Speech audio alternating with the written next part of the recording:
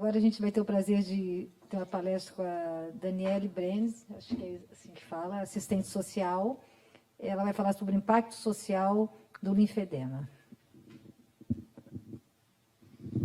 Olá, bom dia a todas e todos que estão aqui nesse plenário nos assistindo, também quem está acompanhando através do canal do CREFITO.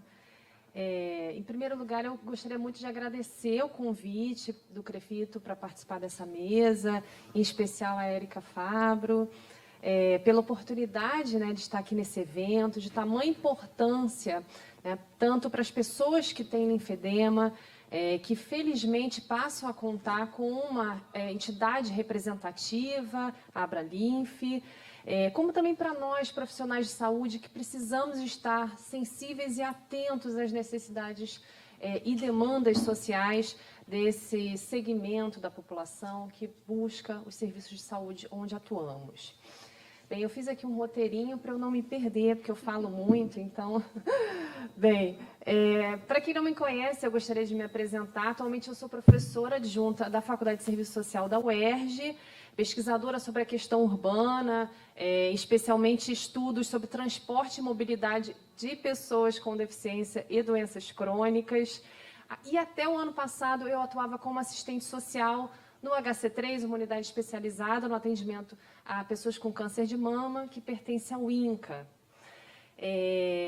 E também, né, faço parte, né, da associação docente, né, representativa dos professores da UERJ.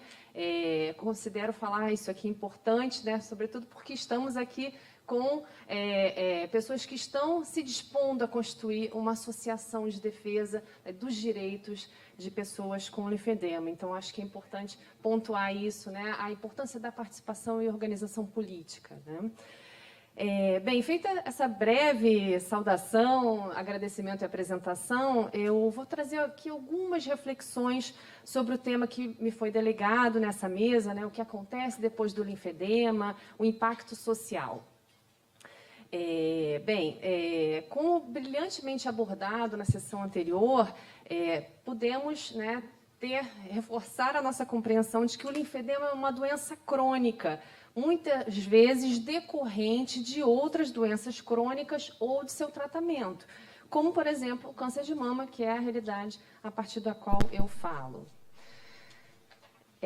E como destacado nos estudos da Ana Maria Kaneski, estudos específicos sobre adoecidos crônicos, essa é uma condição que acompanha as pessoas adoecidas em todos os lugares e em todas as dimensões da sua vida. Em minha experiência profissional, eu pude conhecer e acompanhar a realidade das pessoas com linfedema e essas repercussões sociais que tal doença crônica acarreta nesse cotidiano de vida e de trabalho. E sobre isso que eu vou falar aqui com vocês. Então, organizei a minha fala aqui em 3 pontos que eu gostaria de frisar, né?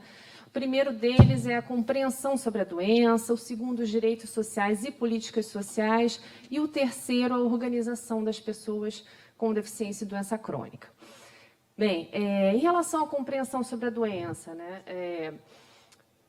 Como coloquei há pouco, a doença tem várias repercussões em diferentes âmbitos da vida dos sujeitos, e, nesse sentido, é importante que a gente tenha como referência tanto o conceito de deficiência e também a compreensão de que esse conceito ele passou por uma transição, né? Antes havia um conceito, um modelo biomédico da deficiência, nós conseguimos avançar na superação desse modelo, rumo ao modelo social de deficiência, mas sim, ainda há prevalência, né, do referencial biomédico, e por isso, né, como abordado na mesa anterior, há uma ênfase nas avaliações médicas, na utilização da classificação internacional de doenças, quando hoje já temos um avanço sobre a classificação internacional de funcionalidade, que envolve, inclusive, né, uma avaliação multiprofissional.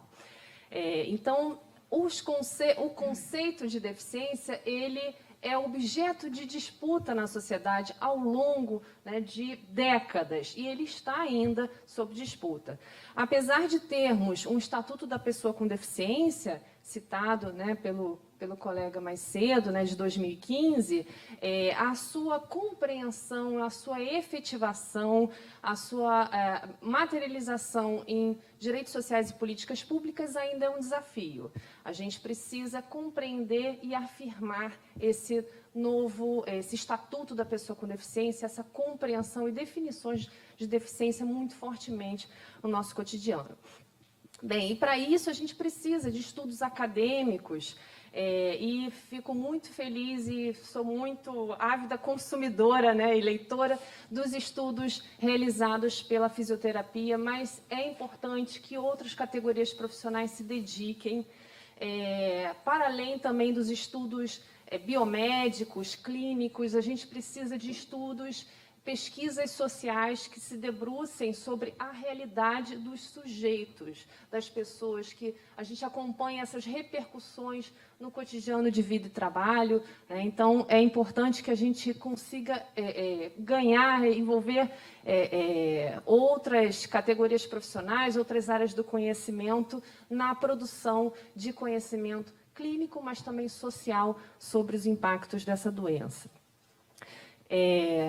E também a importância do diálogo com a sociedade civil, né? A criação da Abalinf é um importante passo nesse sentido. Na criação de diálogo, já tem um diálogo estabelecido com a categoria profissional da fisioterapia, mas precisa avançar nesse sentido. E também, né, como eu já citei anteriormente, a importância da classificação internacional de funcionalidade, entendendo que ela passa, né, ela constitui, representa um avanço na compreensão da doença e das doenças e das suas repercussões, e para também, como aliada na formação de estatutos, né, ou de legislações, instrumentos para a defesa dos direitos da pessoa com deficiência. Bem, em relação ao ponto 2, né, que é o ponto sobre direitos sociais e políticas sociais, eu vou trazer aqui alguns elementos, né, baseados nessa experiência de atuação por 10 anos como assistente social, onde a gente observa que o afastamento em geral, né, do trabalho ocorre a partir da doença primária. Logo, com o controle da doença primária, se não houver a devida documentação sobre o linfedema, a tendência são avaliações periciais negativas que implicam retorno ao trabalho, né? Portanto, e, ao mesmo tempo, esse retorno ao trabalho, ele é impacto pelas repercussões do linfedema, como o colega falou, né, transitórias, modificáveis cotidianamente, e trazem necessariamente conflitos no ambiente de trabalho, possibilidade de demissão, imensa dificuldade mesmo de reinserção no mercado de trabalho.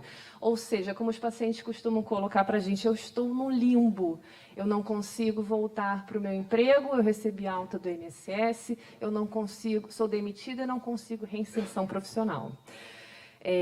E também, por exemplo, a aposentadoria, né? Seja para acesso à aposentadoria por invalidez, porque a condição primária ela está sob controle, mas essa nova condição que muitas das vezes surge como doença secundária, ela não resulta em invalidez ou mesmo em possibilidade de aposentadoria por deficiência, que tem tempos variáveis conforme o grau da deficiência, né?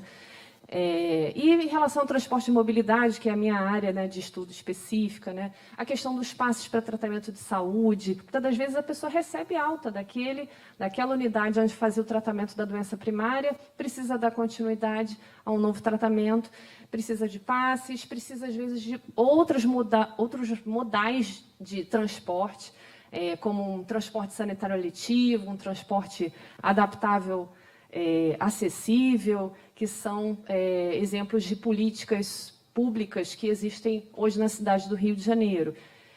Então, existe, de fato, possibilidade, né, de necessidade de acesso a um recurso que muitas das vezes é negado, ou mesmo a falta de oferta de recursos, considerando essa restrição de uso de modais.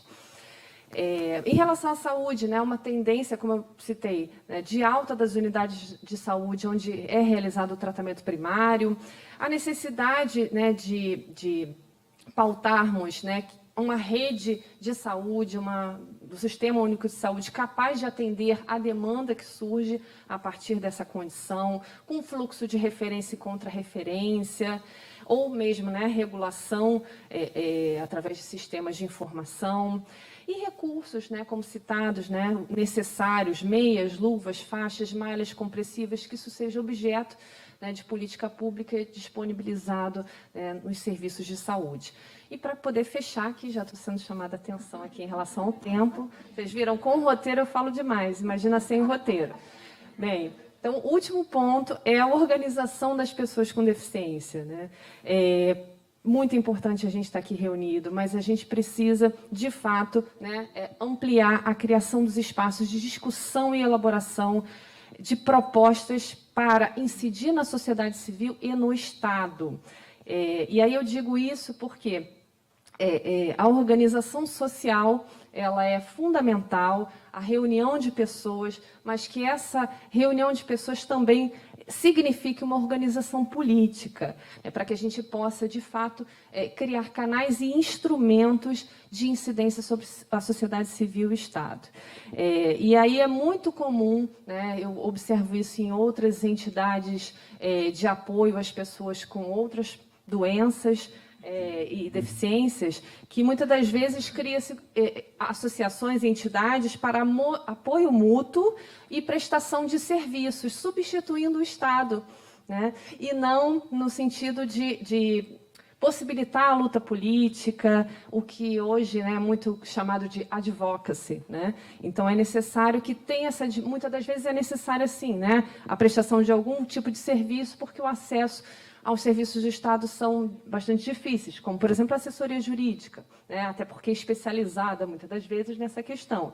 Mas a gente precisa pressionar que o Estado preste esses serviços, né? Um serviço complementar de fisioterapia enfim, essa defesa das nossas pautas. Então, fechando, a gente precisa de espaços de diálogo e representação, como, por exemplo, diálogo com outras entidades da sociedade civil, como existe hoje a Frente Estadual de Combate ao Câncer de Mama, que reúne diversas entidades representativas, né? Então, é importante participar dessas frentes, de conselhos, né? Também dialogar com conselhos. Tem um CREFITO aqui, mas eu sou assistente social, procure o CRES, é um conselho bastante atuante na defesa de direitos sociais. Parlamento, né, a importância da formulação de leis, de projetos de lei, mas não apenas a criação, mas a sua pressão. A gente tem um projeto de lei que foi criado, né, no ano passado, muito por essa articulação da Abralinf com o CREFITO, mas ele está parado, né? Tem um outro projeto de lei criado no município que foi criado em 2009 e ele não foi adiante. Então, a gente precisa pressionar, passar em gabinete, articular. Então, né, a criação é um passo, mas a pressão é fundamental. E, realmente, para fechar, executivo também. A gente precisa pressionar o executivo, as prefeituras, o governo do Estado, para a materialização dessas leis em serviços, né, que sejam garantidos serviços para atendimento às demandas e necessidades sociais desse segmento da população. Obrigada, desculpe.